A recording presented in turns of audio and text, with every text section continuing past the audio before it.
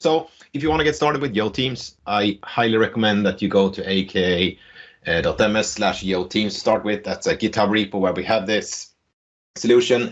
You can submit issues there. You can use the discussion forum if you need to discuss something. We are also working on documentation. It's getting better, but you can actually switch over to the preview branch, and the documentation is a little bit better right now. But essentially, the solution consists of the generator, which generates your solution, which you need to install. You need to install the Yeoman npm, of course, same as with SharePoint Framework. Then you install the generator Teams, and the solution is also using another separate package nowadays called YoTeams Build Core. You don't have to install that; that's taken care of you by the generator. But essentially, that's the build task we use for the packaging the manifest, building the web server, etc., and packaging the client side and server side code.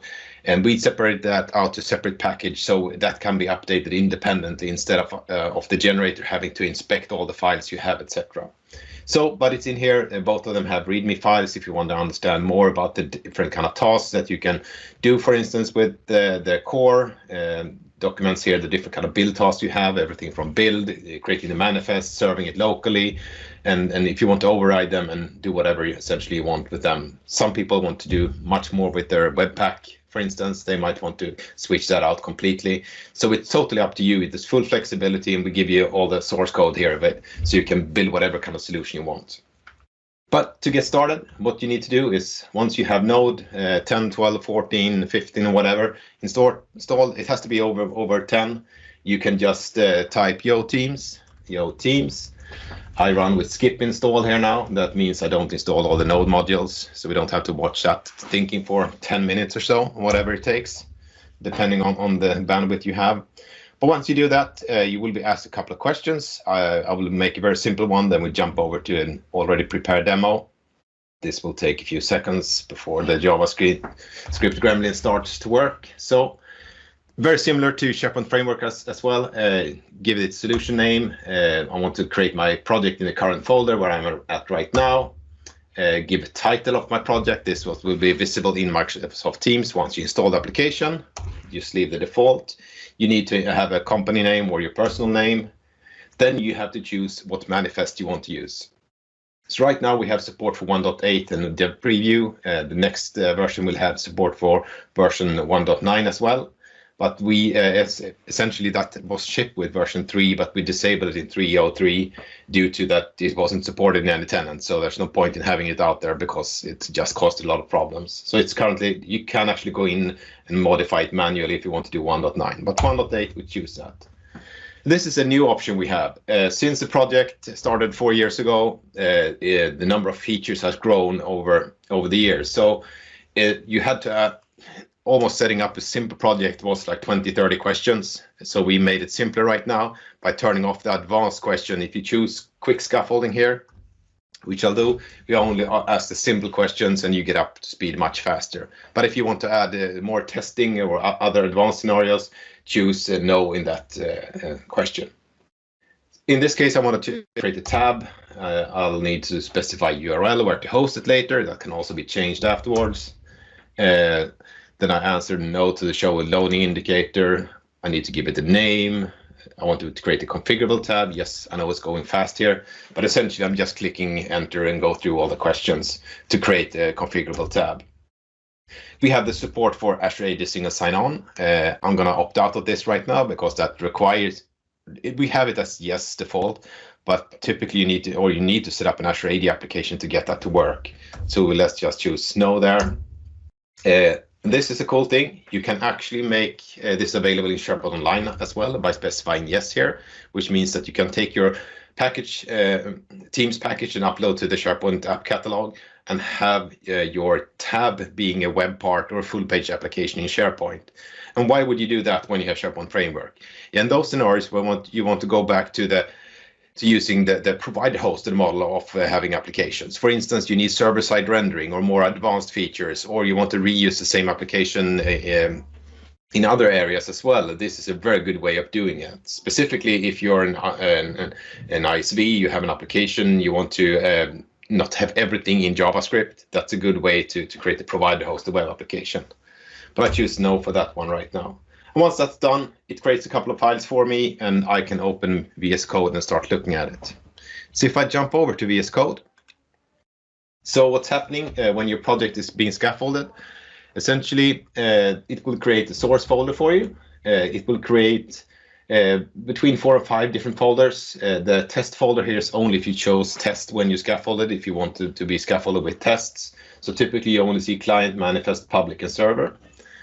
And the server folder contains the server-side code. That's essentially creating the Node Express solution, hosting the file, the HTML files and any APIs and stuff you want there.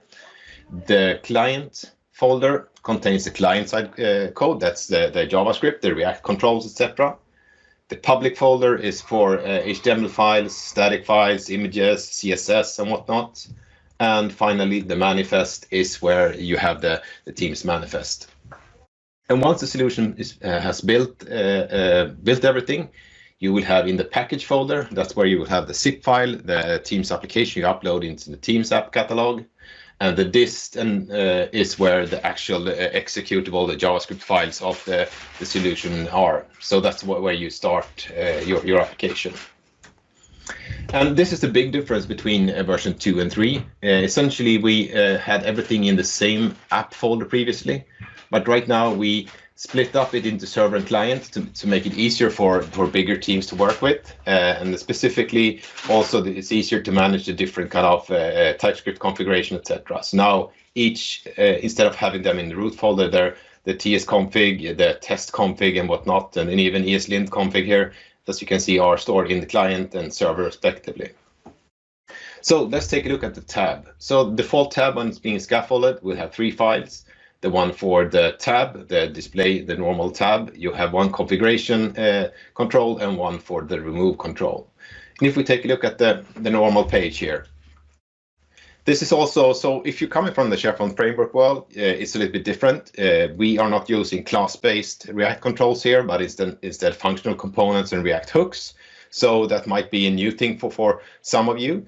But as me personally, I'm all into using React hooks now. You can actually use that in SharePoint framework as well for your custom components. But it's in an easier way, and that's a way forward for React as well. So React, the new versions of React, that's where React is heading. But essentially, we created one custom hook here called Use Teams that makes all work with the Teams JavaScript SDK so much easier. So instead of you having to initialize the Teams context and managing the themes, managing the full screen handlers, etc., you can just use this hook. And it will create a couple of properties for you. You will have one property called in Teams, which is set to undefined while it's loading, and then true or false if you're hosted or not hosted in Teams. You will have the current theme, you will have the current context. So in this case, I have an effect here in React. And when in Teams is changing, when that value is changing, it will run this method. So once the React component knows that it's in Microsoft Teams and this variable has changed, it will go in here and run the Microsoft Teams app initialization notify success to tell the Teams application that it's ready. If it's not in Teams or something else, it will actually just set an internal property to not in Microsoft Teams.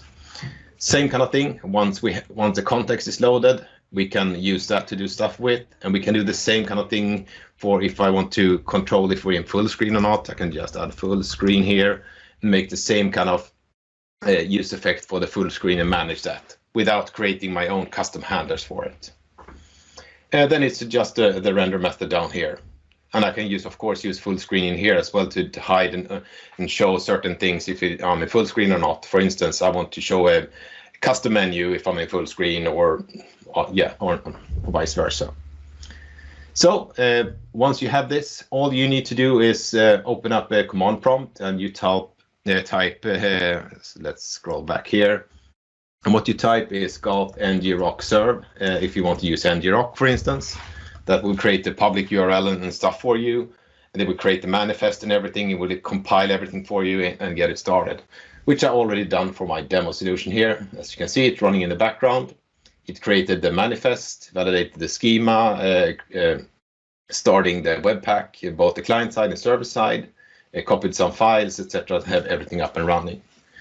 So what I need to do is I go over to Microsoft Teams and I need to find the right window. There it is. So in my team here, let's sideload this application, go into applications for that team, find the upload a custom app in the lower right corner.